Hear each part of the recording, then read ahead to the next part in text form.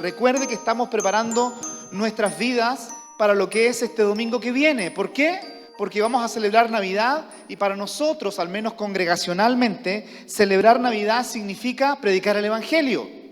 Decirle a otros en qué consiste la Navidad. Y por eso que hemos seguido durante estos domingos una serie de enseñanzas como moviendo, preparando y que la conversación sea Cristo en el centro, ¿verdad?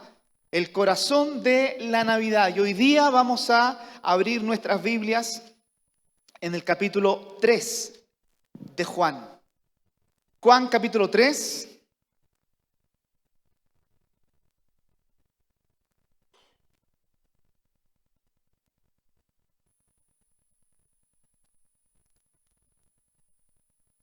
Y si usted tiene en su Biblia el versículo 22, pero arriba debe haber un título, ¿cierto?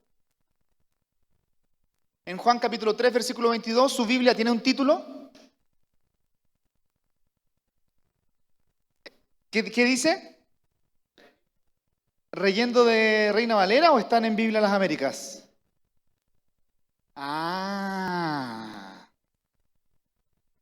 No entramos en esa discusión. Simplemente me interesa saber, desde Biblia Las Américas, ¿qué título tiene tu Biblia como subtítulo, ¿cierto? Obviamente la persona que está compilando para nosotros Biblia Las Américas puso un título para nosotros. ¿Cuál es el título? Testimonio final de Juan el Bautista. No sé qué versión tendrá, ¿cierto? Pero básicamente es lo que Juan el Bautista está diciendo, obviamente, antes de que él pase a mejor vida. ¿Ya? Y de ahí usted sigue leyendo el testimonio de Juan el Bautista. Y si se fija, el versículo 30 en su Biblia, pareciera que es lo último que Juan va a decir en esta sección. Dice así: es necesario que él crezca y que yo disminuya. Y comienza el versículo 31, que vamos a estudiar hoy día, hasta el 36, y cada vez que nosotros leamos el Evangelio de Juan, usted tiene que hacer esta distinción. ¿Quién está hablando? Porque hasta el versículo 30, el que está hablando es Juan el Bautista. Obviamente Juan el apóstol está escribiendo lo que Juan el Bautista dijo. Y desde el versículo 31 pareciera que hay un cambio porque viene una explicación para nosotros acerca de lo que Juan acaba de decir. ¿Sí?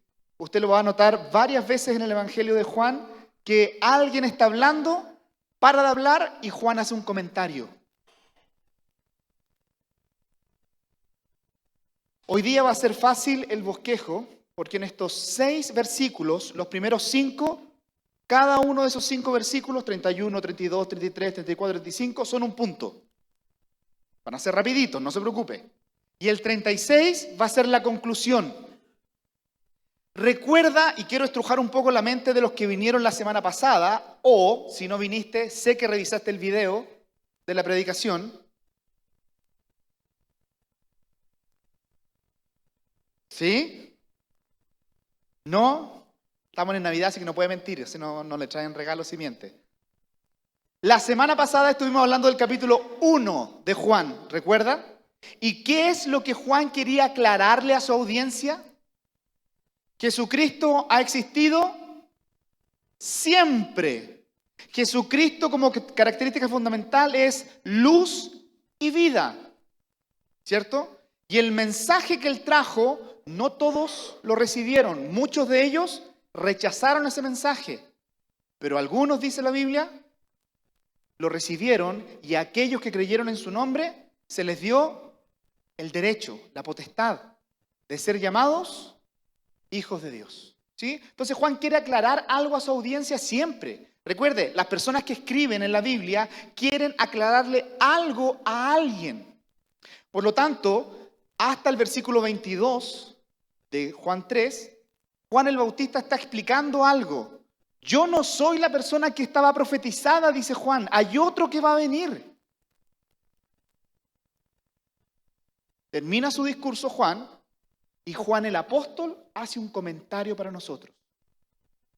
En la Academia Bíblica en Forma se estudia una doctrina que es una doctrina fundamental. Se llama Cristología. Es fácil saber qué doctrina se estudia, ¿o no? ¿Qué es la Cristología? La doctrina de Cristo. Mira que es difícil, ¿o no? Es difícil cuando yo le digo soteriología. Esa doctrina hay que saber qué significa soteriología. Pero Cristología es la doctrina que estudiamos a Jesucristo. En el Antiguo Testamento y en el Nuevo Testamento. Y aquí Juan el apóstol va a darnos a nosotros un resumen condensado de la doctrina de Cristología. Es decir, si usted no conoce ningún otro pasaje más que hable de Cristo, usted tiene que subrayarlo, marcarlo. Generalmente en mi Biblia, cuando yo estoy estudiando Cristología, está en rojo. Es una ayuda para mí. Marco los versículos de Cristo en rojo. Los del Espíritu Santo en azul. Y los de Dios están en amarillo.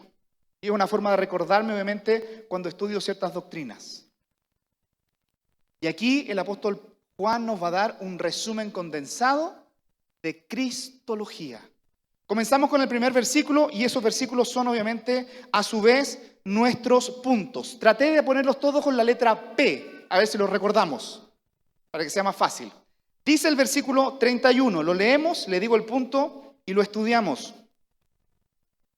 El que procede de arriba está por encima de todos. El que es de la tierra procede de la tierra y habla de la tierra. El que procede del cielo está sobre todos. Recuerde, este es un tratado de Cristología. Por lo tanto, el enfoque central es mostrarnos a Cristo. Y es lo que nosotros tenemos que seguir recordando esta semana para llegar preparados el próximo domingo para contarles a otros quién es el centro de la Navidad. La primera P. Cristo tiene, aquí está la primera P, una procedencia divina. Cristo tiene una procedencia divina. Esa es la primera P con el versículo 31. ¿Qué queremos decir con esto? Una vez tuve una conversación en una cena de matrimonios, hace muchos años atrás, con una pareja no creyentes, y rápidamente una de las personas que estaba sentado con ellos, yo estaba en otra mesa, me dice, pastor, necesita sentarse con ellos, no sé cómo responderles. Ellos creen en extraterrestres. Bueno, me senté con ellos. Dime, ¿en qué crees? Y me empezaron a hablar de extraterrestres, ¿cierto? Yo le dije, ¿y conoces al mejor extraterrestre que ha existido en el mundo? Y quedaron así como, a ver, ¿quién es? Por definición, un extraterrestre viene fuera de la Tierra. Y les presenté el Evangelio hablándoles de Jesucristo. ¿Entienden la idea?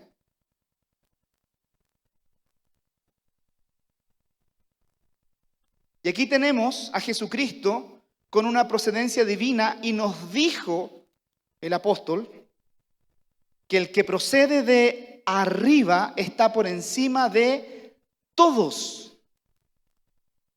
Y hay una ilustración maravillosa para nosotros que el mismo Cristo habló de esa procedencia, dado dónde venía. Juan capítulo 6, mira, avanza un poquitito en tu Biblia y te vas a encontrar en Juan capítulo 6. Ahí yo creo que el título de la Biblia suya y mía tiene el mismo título, ¿cierto? Jesucristo alimenta a los 5.000, ¿cierto? ¿Esa es la idea? Perfecto. Entonces, de ahí para adelante, Jesucristo toma esa idea de la alimentación y dice, les voy a poner el ejemplo máximo de cómo alimentar a las personas. Y Él dice de sí mismo, yo soy el pan de vida. Y por favor, avanza conmigo a algunos textos, el versículo 33. Porque el pan de Dios es el que baja del cielo y da vida al mundo. Entonces le dijeron, Señor, danos siempre de ese pan. 35, Jesús les dijo, yo soy el pan de vida. El que viene a mí no tendrá hambre y el que cree en mí nunca tendrá sed. 38, porque he descendido del cielo. No para hacer mi voluntad, sino la voluntad de que el que me envió. 48, nuevamente dice el concepto, yo soy el pan de vida. 50, este es el pan que desciende del cielo. para que el que coma de él no muera. 51, yo soy el pan vivo. Nuevamente, el que descendió del cielo. Y termina en 58, este es el pan que descendió del cielo. Cristo claramente, al mencionar su procedencia, de a dónde viene, Él tiene un propósito para nosotros. Seguir mencionando que Él es vida. Él no vino desde el más allá, ¿cierto? Como extraterrestre, fuera de este mundo. No vino simplemente porque quería cumplir un solo propósito con un solo pueblo. Él vino para alimentar a todos. Y ese es el mayor regalo que nosotros podemos tener en este mundo. Este es el tiempo del pan de Pascua, ¿cierto? ¿Sí? El mal llamado pan de Pascua, porque la Pascua es en abril, ¿cierto? Pero este es el tiempo del pan de Pascua, ¿no? Rico, con frutos secos. A algunos les gustará con esa cochina que le ponen, ¿cómo se llama? Ay, fruta confitada. Pero el de frutos secos, ¡ay, qué rico! Y estamos regalando pan, ¿verdad? Bueno, la misma idea, si usted toma el concepto de darle algo a alguien, Jesucristo vino desde el cielo con un propósito de alimentarnos a nosotros. Y Juan quiere explicarle a su audiencia que él tiene una procedencia divina. Él viene de otro lugar que no es este lugar. Aunque él lo creó, él viene de otro lugar. Y lo interesante de eso, siga leyendo conmigo, versículo 32. Le dije que algunos puntos van a ser rápidos. Versículo 32. Lo que él ha visto, ese que viene, ¿cierto?, desde arriba, lo que él ha visto y oído, de eso da testimonio, y lo trágico siempre, y nadie recibe su testimonio.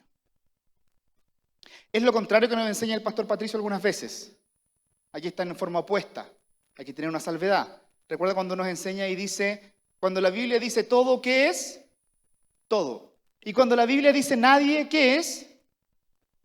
Salvedades. Es una exageración, es algo para llamarnos la atención.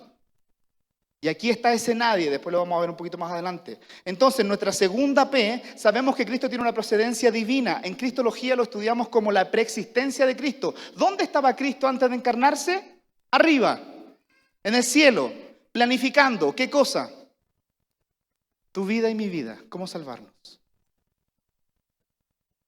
Dice la Biblia que desde antes de la fundación del mundo, Él estaba pensando cómo iba a ser tu vida al momento de enfrentarte con la palabra del Señor.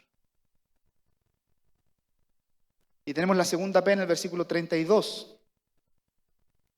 Jesucristo tiene un conocimiento, aquí está la P, de primera mano. Jesucristo tiene un conocimiento de primera mano. Es nuestro testigo ocular, es lo que Él estuvo haciendo en el cielo. Recuerde, cuando estaba la eternidad, ¿quién estaba en la eternidad? Nos dijo Juan. En el principio era el Verbo, y el Verbo estaba con Dios, y el Verbo era Dios. Nosotros creemos firmemente en esta congregación acerca de lo que es la Trinidad. Cada una de las personas de la Trinidad, Dios Padre, Dios Hijo, Dios Espíritu Santo, siendo una persona con funciones diferentes, pero en la misma esencia, con las mismas características, los mismos atributos. ¿Y qué estaba haciendo Jesucristo en la eternidad? Recibiendo la información de primera mano. Tanto porque Él la estaba creando, porque Él la estaba pensando y luego la empezó a ejecutar. Haga un paréntesis. Es un paréntesis muy grande que vamos a hacer, ¿de acuerdo? Porque faltan muchos meses para eso. En marzo, que alguien vea su calendario, por favor, rápidamente, y me corrobore si es 18 o 19 de marzo, sábado. ¡Ay, gracias! ¡Qué corroboración más grande! ¿16? 16, sábado 16 de marzo, tenemos como congregación, sé que me estoy adelantando, pero me sirve para el punto, nuestra segunda conferencia bíblica, y esta conferencia va a ser acerca de consejería. Ese es el énfasis de la conferencia bíblica en marzo. ¿Te acuerdas que en marzo de este año tuvimos una conferencia bíblica acerca de creacionismo? Este próximo año, en marzo, vamos a tener una conferencia de consejería. consejería bíblica. Y cada vez que nosotros pensamos en consejería bíblica, está puesto, ¿se repite, Camila, el mensaje en los dos cuadros? ¿No? ¿Qué dice ese? Príncipe de paz. El de acá, ¿qué dice? Admirable consejero. Lo estudiamos en el primer domingo. Es un título de Dios, es un título de Cristo. ¿Y cuál es el título del Señor Jesucristo? Es un admirable. Esta es la ilustración más básica que damos en consejería. Si usted tiene un reloj y ese reloj se le echa a perder, ¿a dónde lo llevas? A un relojero. Y cuando mi vida se echa a perder, ¿a dónde la llevo? Al admirable consejero. Porque Él tiene una procedencia divina y tiene el conocimiento de primera mano. ¿Por qué? Porque Él me hizo. Él me creó. Él vio mi formación en el vientre de mi madre. Él eligió todas mis circunstancias, incluso aquellas que a mí no me gustan. Y Él sabe exactamente cómo reparar mi vida. Yo, perdón la palabra, me he hecho a perder. Ya sea mentalmente, emocionalmente, moralmente. Él sabe exactamente. ¿Por qué? Porque escuchó exactamente del Padre cómo funcionábamos nosotros. Y sabe exactamente cómo arreglarnos, ayudarnos, restaurarnos. ¿Qué dice el versículo 32? Lo que Él ha visto y oído, de eso da testimonio. No habla de ninguna otra cosa más, sino de lo que Él ha visto y oído. Nuevamente hablando de su omnisciencia. Ahora, cuando estaban en conversaciones con el Padre y el Espíritu Santo en la eternidad pasada, ¿de qué hablaban?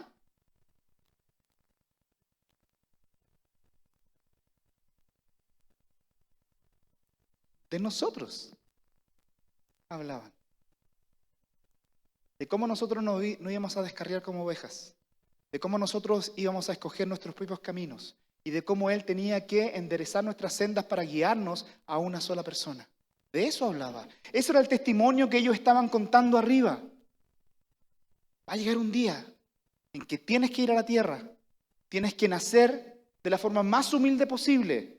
Vas a ir a lo tuyo, pero no te van a reconocer. De hecho, te van a poner en una cruz. Y te van a decir, no te queremos. Preferimos 1000 veces nuestras tinieblas. Eso fue la semana pasada.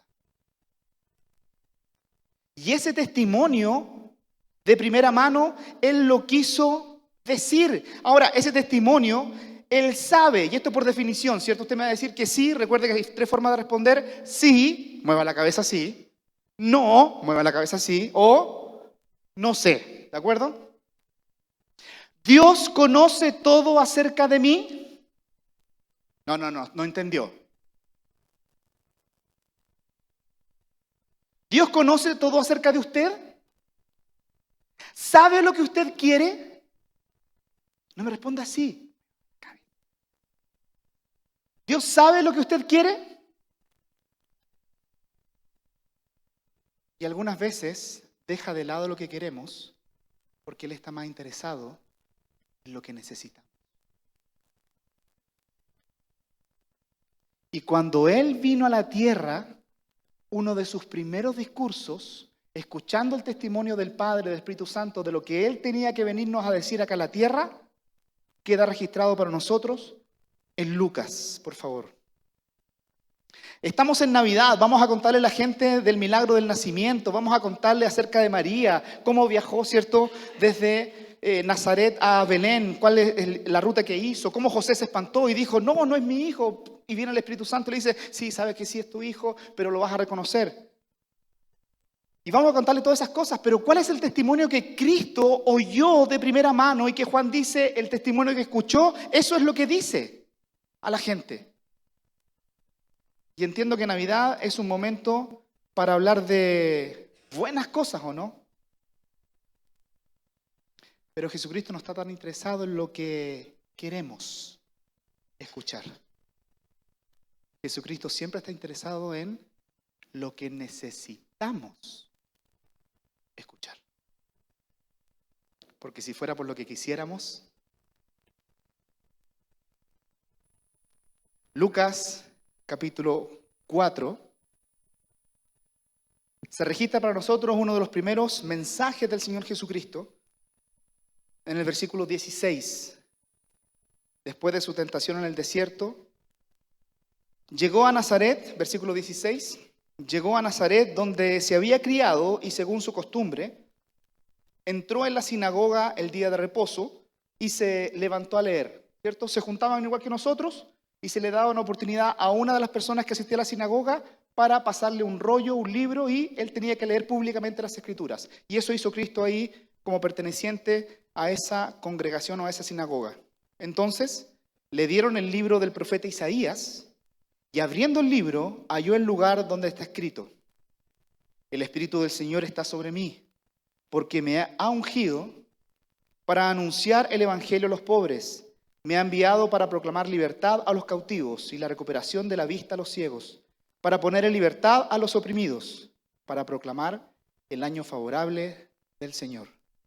Terminó de leer, cerrando el libro, lo devolvió al asistente, se sentó y los ojos de todos en la sinagoga estaban fijos en él.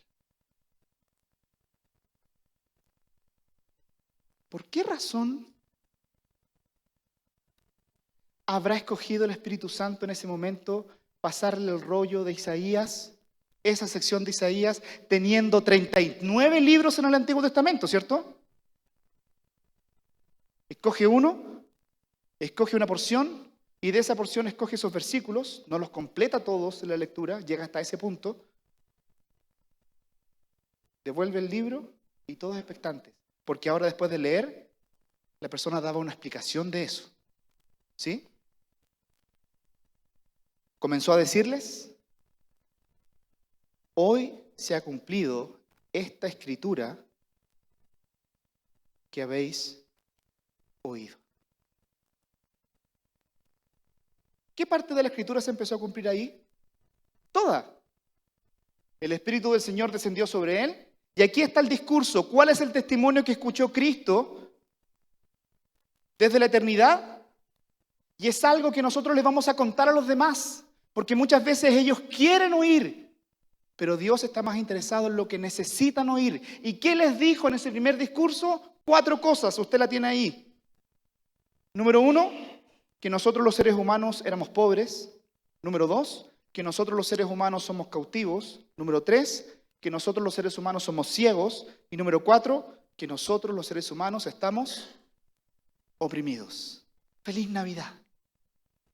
¿Sí? Son mis mejores deseos para ti. Yo lo pondría en una tarjeta y se la regalaría a usted. ¿Entiendes, por favor, la idea? Si Cristo es el centro de la Navidad, es el corazón de la Navidad, y Él tiene un testimonio que entregar, lo primero que hace Cristo es desnudarnos, abrir nuestro corazón, abrir nuestra mente y decirnos exactamente lo que necesitamos oír.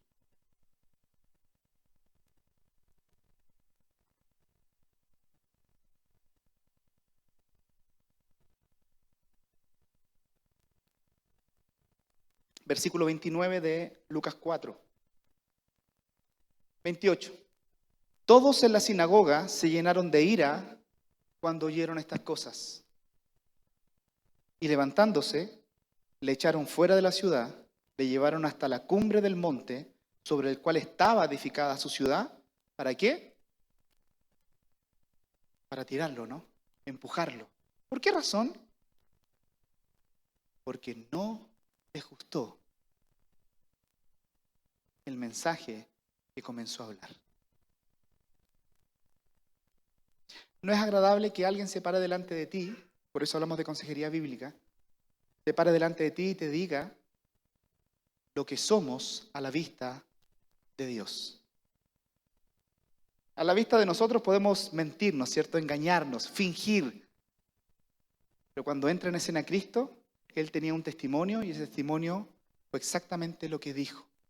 Tú necesitas de un Salvador. ¿Por qué? Porque eres pobre, ciego, esclavo y estás oprimido. No quiero escuchar eso, menos en Navidad. Ponme a Santa, Papá Noel, ponme regalos en el árbol, un chocolate caliente, ponme luces. Entonces no estás entendiendo el sentido de la Navidad. Eso es secundario, todo lo que dije anteriormente es secundario. Nos gusta recibir. Lo primario es lo que Juan está diciéndonos. Vuelve ahí a Juan, por favor. Capítulo 3.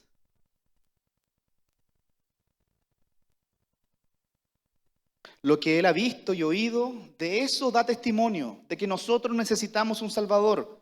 Por eso que el comentario del apóstol Juan termina diciendo en el versículo 32, y ¿qué dice? Nadie recibe su testimonio. Con mano alzada, ¿por qué razón no quieren esas personas que dice Juan recibir su testimonio? ¿El testimonio de Cristo?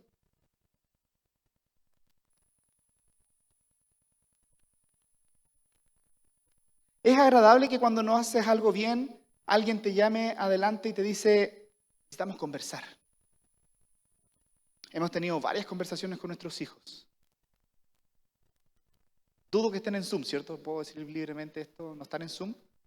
¿Mis hijos? Ya, entonces vamos a tener una segunda gran conversación, ¿ven? Sí, siempre tenemos. Y hemos tenido que llamarnos en forma individual, así lo aprendimos de hace algún tiempo, que en forma individual le decimos, oye, necesitamos salir a comer juntos. Oh. No es su cumpleaños, no es año nuevo, no le fue bien en el colegio, por algo quiere invitarme a salir, porque tengo que decirle lo que él no quiere escuchar. ¿Por qué no reciben el testimonio estas personas? Porque cuando Cristo se para delante de nosotros, ¿qué nos dice? ¡Súper bien! ¡Excelente! No. El Señor sabe que necesitamos de un Salvador y cada vez que nos enfrentamos a Cristo, especialmente antes de conocerlo a Él, ¿cierto? Y Él se pone delante de nosotros, Él nos va a decir exactamente lo que necesitamos oír.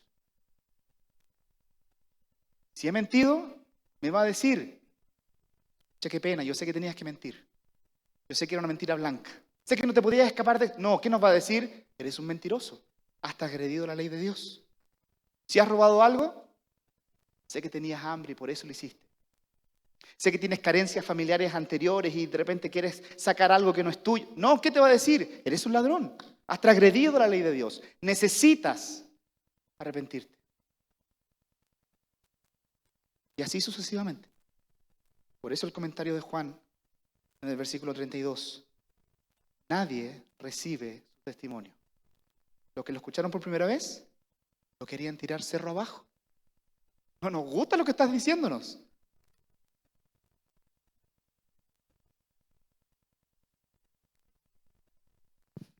Versículo 33. Ese nadie del versículo 32 es para llamarnos la atención. Juan nos quiere llamar esa atención. Nadie recibe su testimonio, pero fíjate en el 33. El que ha recibido su testimonio, bueno, Juan, ¿en qué quedamos? ¿Nadie lo recibió o algunos sí? Sí. Es lo mismo que dijo en capítulo 1, ¿cierto?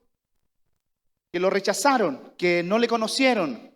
Pero a todos los que le recibieron, siempre hay un grupo de personas que el Espíritu Santo los convence de que ahí está su Salvador. Versículo 33. El que ha recibido su testimonio ha certificado esto. 2 puntos. Que Dios es veraz. ¿Tienes alguna nota en tu Biblia? Yo lo tengo en amarillo, ¿cierto? Eso quiere decir que Dios aquí tiene una característica fundamental. Dios no puede mentir. ¿Sabes el texto paralelo, no? ¿Alguien rápidamente te despiertas, búscalo en tu Biblia, una letrita al lado? ¿Cuál será el texto paralelo a que Dios no puede mentir? Dios no es hombre, ¿cierto? Está en otra categoría. Su divinidad lo hace con una esencia fundamental. Dios no miente. Cuando Dios prometió acerca de nuestra salvación, lo prometió por dos cosas que son inmutables, que no van a cambiar, porque Dios es imposible, dice el texto, ¿cierto? No está dentro de sus atributos de todo poder. Él no puede contradecirse a sí mismo, aunque lo puede hacer todo, no puede hacer algo. ¿Qué? Mentir. Dios no miente. Por lo tanto, aquí tenemos dos puntos. Es un contraste, ¿cierto? Hay gente que cuando Dios les sale al camino y les dice, ¿sabes qué? Tú necesitas esto. Ellos dicen, no, no lo necesito. ¿Qué estamos diciendo con eso? Tú estás equivocado. Tú estás mintiendo. Porque yo no soy lo que tú dices que yo soy.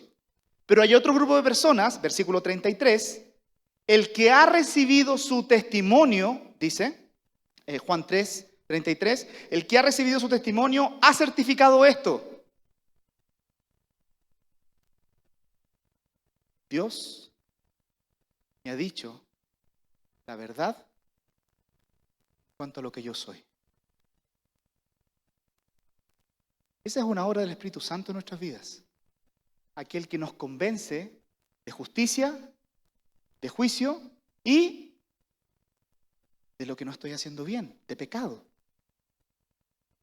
Y cada vez que alguien recibe el testimonio de Cristo, certifica, dice Juan, lo que siempre hemos sabido. Dios no miente. ¿Qué necesidad va a tener Dios de mentirte en que usted y yo somos pecadores? O mencionarnos que somos ciegos, oprimidos, esclavos, que somos necesitados. ¿Por qué Dios va a querer decirnos eso si no es verdad?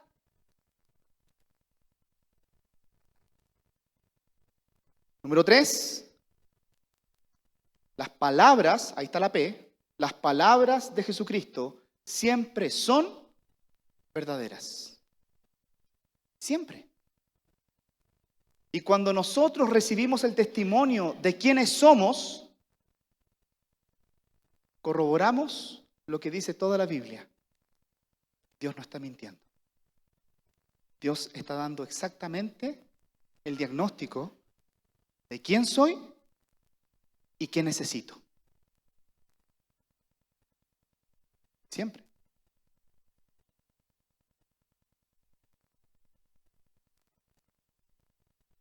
Este es fácil. Juan 14:6. ¿Alguien de memoria?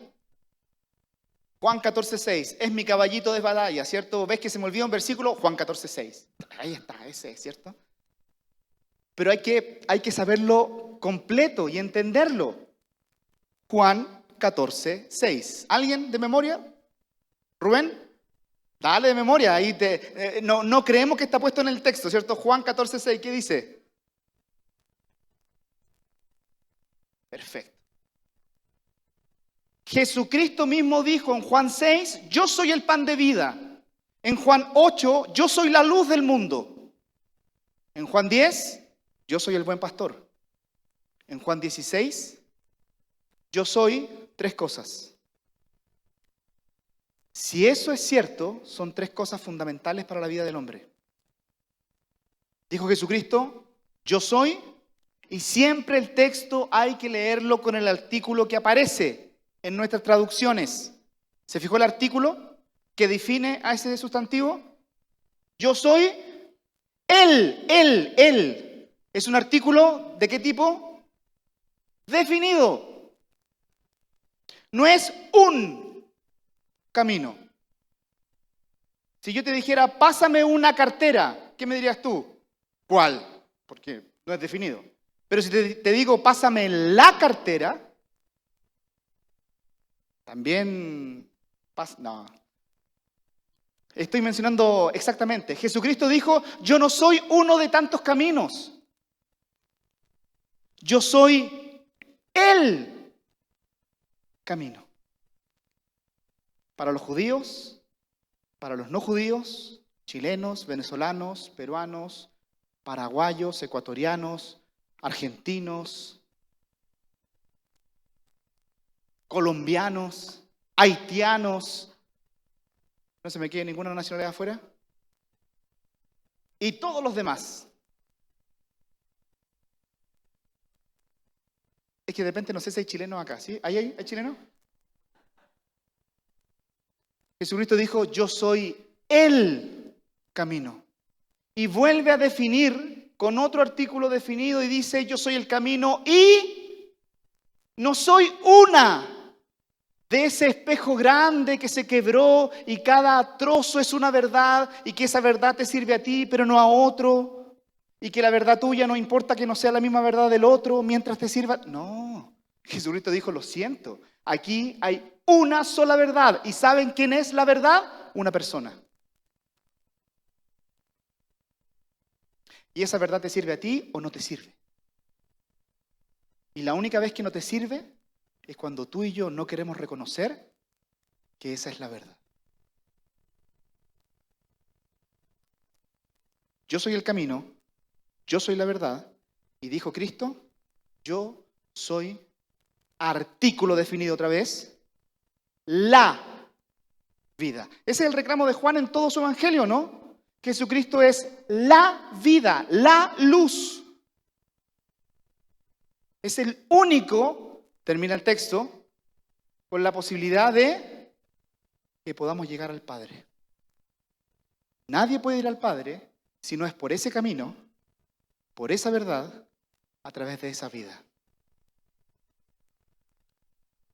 Las palabras de Cristo son verdad.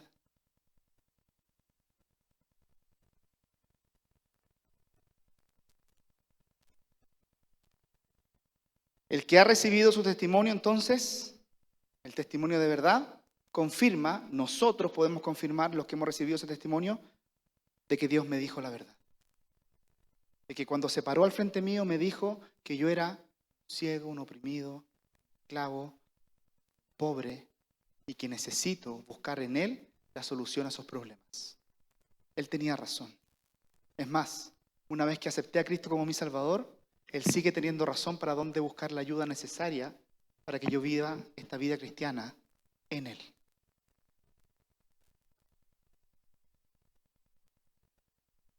(34) Es un tratado de cristología. Procedencia divina, 31. Un conocimiento de primera mano, versículo 32. Palabras de Jesucristo siempre son verdaderas, versículo 33. Y versículo 34. Porque aquel a quien Dios ha enviado, ¿a quién Dios envió? A Jesucristo.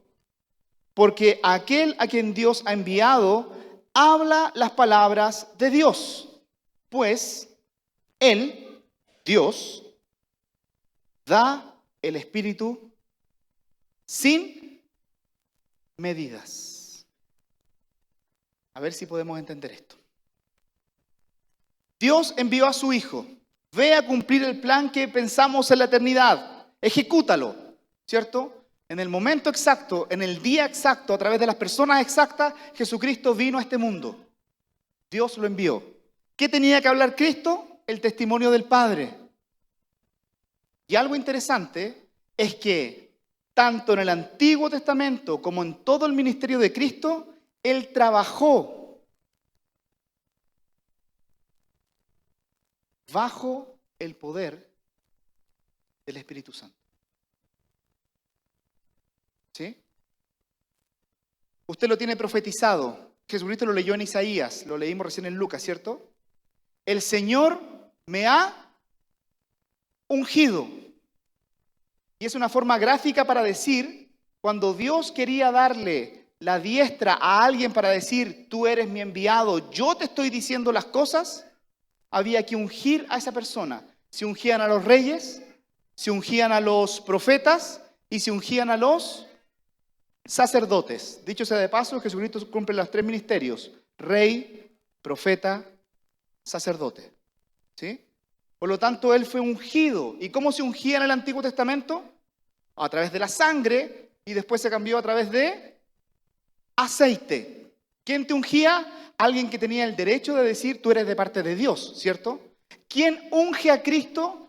Eso lo tenemos en Mateo capítulo 4, ¿cierto? Cuando Él es bautizado, en Lucas capítulo 4, cuando Él es bautizado y ven al Señor Jesucristo salir de las aguas, ¿qué dice el evangelista? Vi del cielo descender al Espíritu Santo en forma de paloma,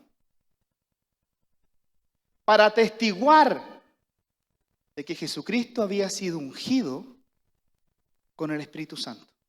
Por lo tanto, de ahí en adelante su ministerio, todo su ministerio, lo hizo bajo el poder del Espíritu.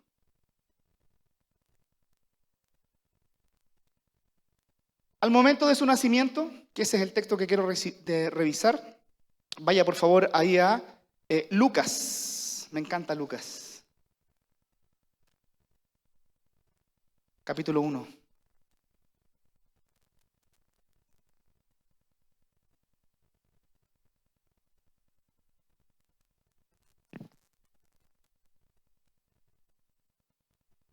Versículo 30 en adelante. Vamos a llegar al texto que quiero. El ángel le dijo: no temas, María, porque has hallado gracia delante de Dios. Es el momento de la anunciación, ¿cierto? De que alguien iba a nacer en el vientre de María.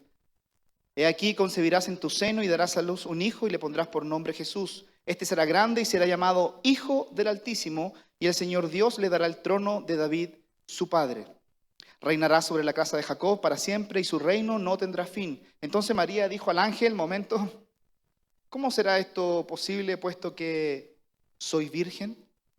Respondiendo el ángel le dijo: el Espíritu Santo vendrá sobre ti y el poder del Altísimo te cubrirá con su sombra. Por eso, el santo niño que nacerá será llamado hijo, ¿qué dice? De Dios. ¿Cuál es la naturaleza de Cristo? La misma naturaleza del que lo engendró. ¿Quién engendró a Jesucristo humanamente? El Espíritu Santo. Comparte su naturaleza. Cristo desde siempre ha tenido al Espíritu Santo para obrar y para hacer las cosas. Pero llegó un momento en la vida de Jesucristo que le dijeron: tú no estás haciendo las obras de Dios, tú haces las obras por obra de Satanás. La gente dijo: ¿qué? Pero no es posible, si Dios dijo que iba a hacer esto.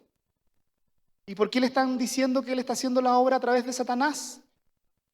Y el comentarista, ¿cierto?, pone las palabras de Jesucristo en Mateo capítulo 2 y nos dice: hay un pecado que no se puede perdonar.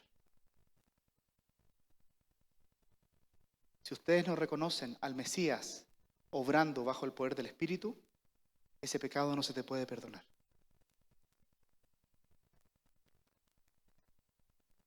¿Por qué razón Jesucristo está recibiendo el Espíritu Santo sin medida? Dos razones básicas. Porque el Espíritu Santo es Dios, ¿sí? Y para confirmar el ministerio del Señor Jesucristo, no había la posibilidad que Cristo recibiera en forma humana la mitad del Espíritu, un cuarto del Espíritu, un pedacito del Espíritu. El texto que acabamos de leer en Juan capítulo 3 dice, el versículo 34, porque aquel a quien Dios ha enviado habla las palabras de Dios, pues Dios, Él, da el Espíritu sin medida. En Jesucristo no pudo darle el Espíritu 75%, no. Cuando Dios lo ungió con el 100% del Espíritu Santo. Pregúnteme por qué. Tiene que meterse a la clase de neumatología para saberlo.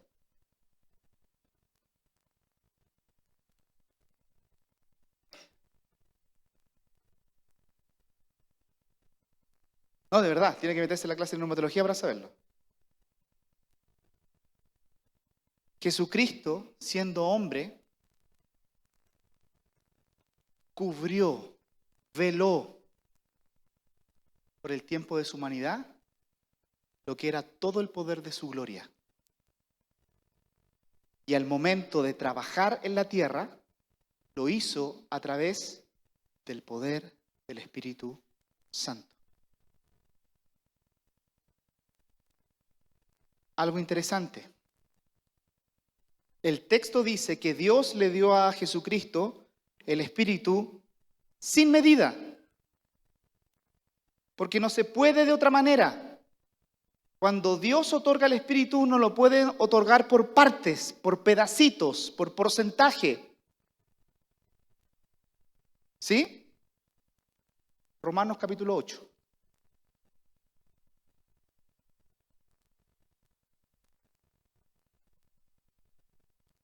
Disculpe, Romanos capítulo 9.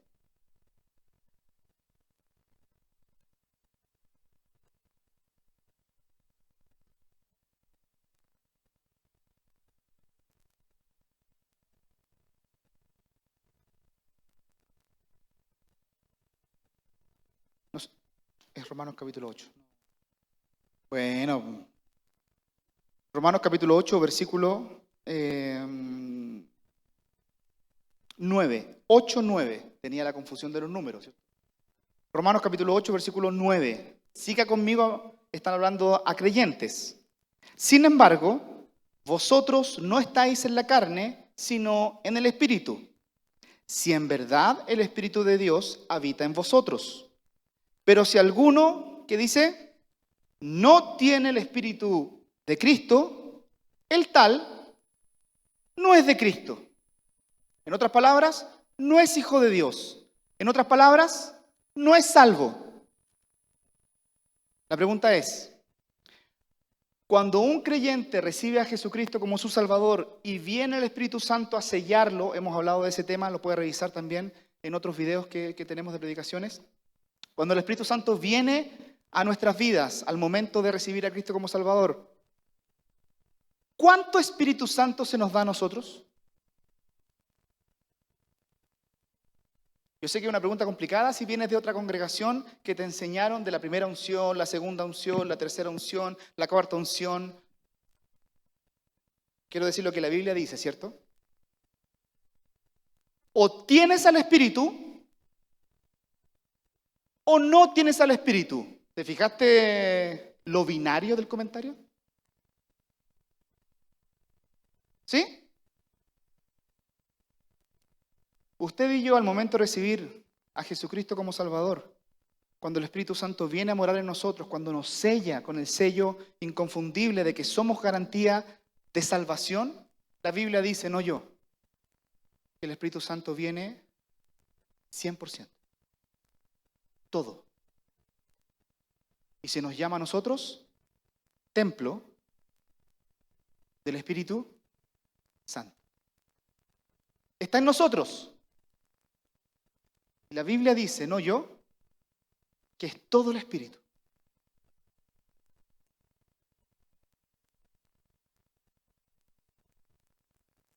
Esto es fundamental, porque Cristo nos dejó un ejemplo.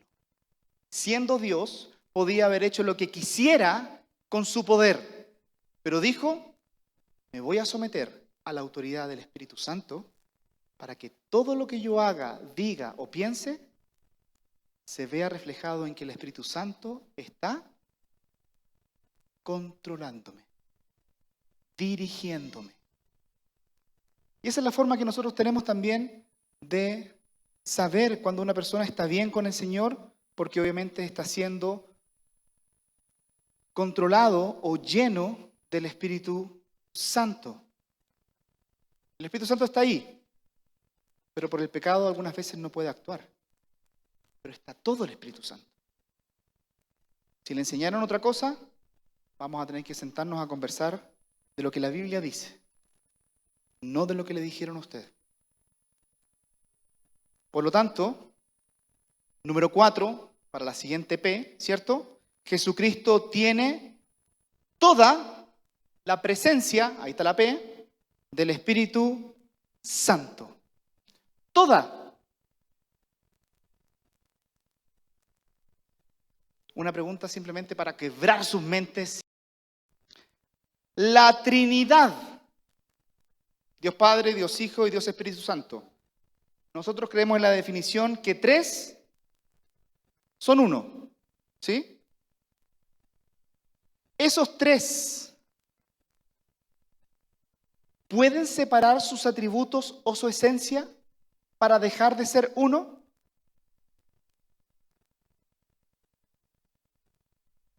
No quiero ser más parte de esta Trinidad, me voy. ¿Podrá ser así o no?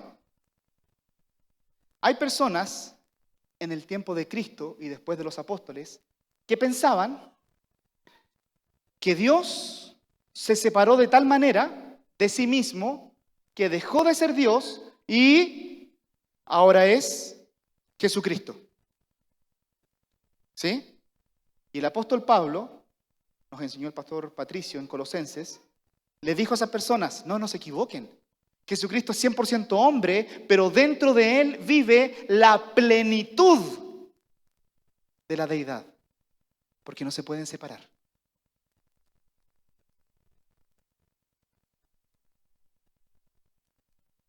Por lo tanto, número 4, Jesucristo tiene toda la presencia del Espíritu Santo sin medidas, toda la plenitud del Espíritu Santo. 5, y esta es fácil, Juan capítulo 3, 35. El Padre ama al Hijo y como lo ama, ha entregado, ¿qué dice? Y siempre hay que preguntarse, ¿cierto? ¿Qué cosas le habrá entregado el Padre al Hijo? Todas las cosas. Y ha entregado todas las cosas en su mano. Quinta P, Jesucristo tiene toda potestad, todo poder, toda autoridad, porque el Padre le entregó todo en su mano. Qué maravilla. Vaya a Juan capítulo 10, por favor.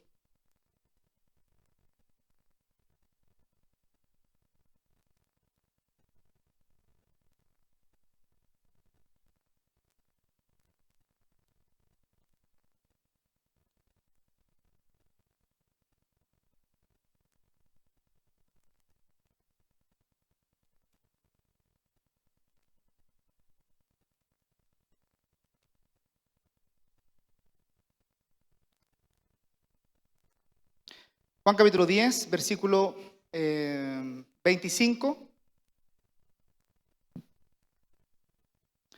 Jesús le respondió, Juan 10, 25, Jesús le respondió, os lo he dicho, ¿no creéis? Las obras que yo hago en el nombre de mi Padre, estas dan testimonio de mí, pero vosotros no creéis porque no sois de mis ovejas. Mis ovejas oyen mi voz y yo las conozco y me siguen. Yo les doy vida eterna y jamás perecerán. Ponga atención a esto.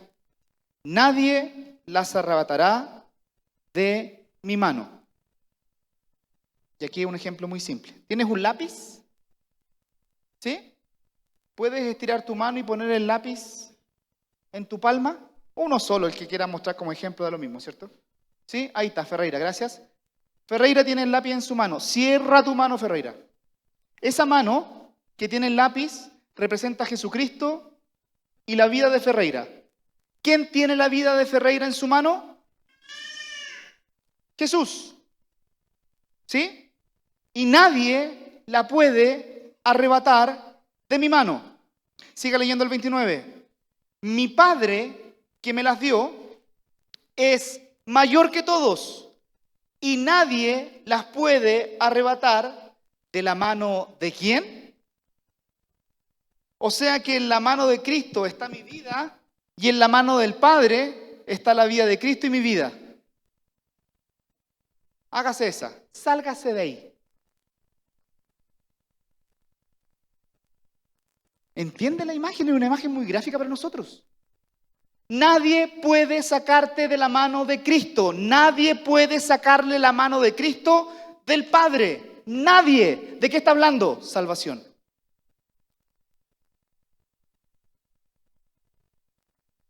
Todas las cosas fueron entregadas por el Padre al Hijo.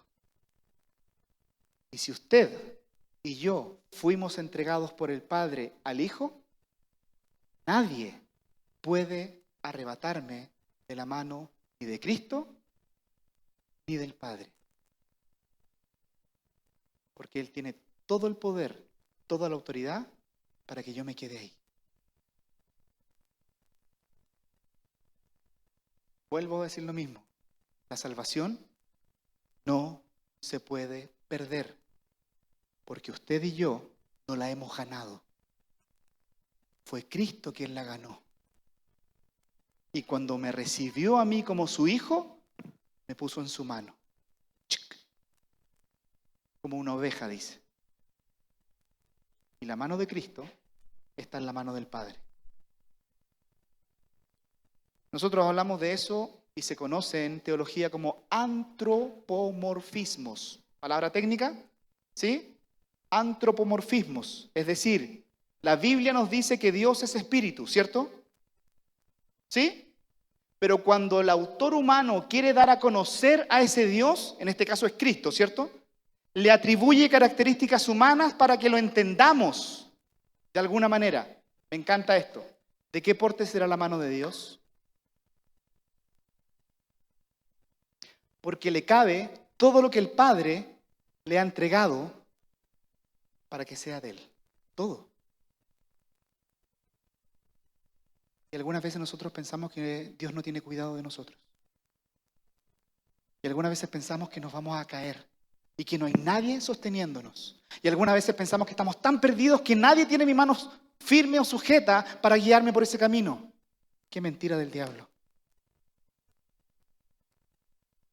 ¿De qué tamaño será la mano de nuestro buen Dios? Del mismo porte del Antiguo Testamento cuando dijo, la buena mano de Dios estuvo conmigo. Cuando dijo que su mano creó el mundo.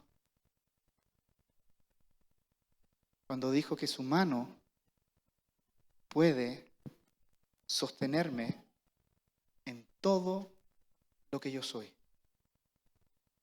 Y Juan nos dice en el versículo 35, el Padre ama al Hijo y ha entregado todas las cosas en su mano, sin olvidarse que la mano del Padre también está. ¡Qué maravilla! 5 características de Cristo, ¿las anotaste? Número 1, cualquiera. ¿Qué cosa? Jesucristo es divino, ¿no? Tiene una precedencia divina. Número 2, Jesucristo... Fuerte. Gracias. Número 2, tiene un conocimiento de primera mano. Número 3, sus palabras cada vez que habla Jesucristo son verdad. Número 4, Jesucristo tiene todo el Espíritu Santo para actuar o actuó bajo el poder del Espíritu Santo. Y 5, Jesucristo tiene toda la potestad, el poder, la autoridad. Por eso que Juan nos hace una advertencia como conclusión. 5 puntos y una conclusión. ¿Sí? Versículo 36. El que cree en el Hijo, con todas esas características que dijimos, el que cree en el Hijo tiene vida. ¿La cualidad de esa vida cuál es? Eterna. El que cree en el Hijo tiene vida eterna, pero el que no obedece al Hijo, no acepta su testimonio, no verá la vida. Advertencia, sino que la ira de Dios en presente, ¿sí? Presente, sino que la ira de Dios permanece sobre él.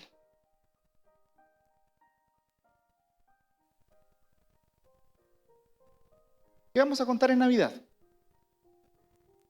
Acerca de Jesucristo, pero de esa gran verdad, de que Dios tiene un problema grave con usted y conmigo. Que ese problema se llama pecado. Pero que hay uno con esas 5 características que ha vencido la muerte y me quiere dar un regalo. Y ese regalo consiste en vida eterna. ¿Cómo lo obtengo? Hay que creer, hay que obedecer.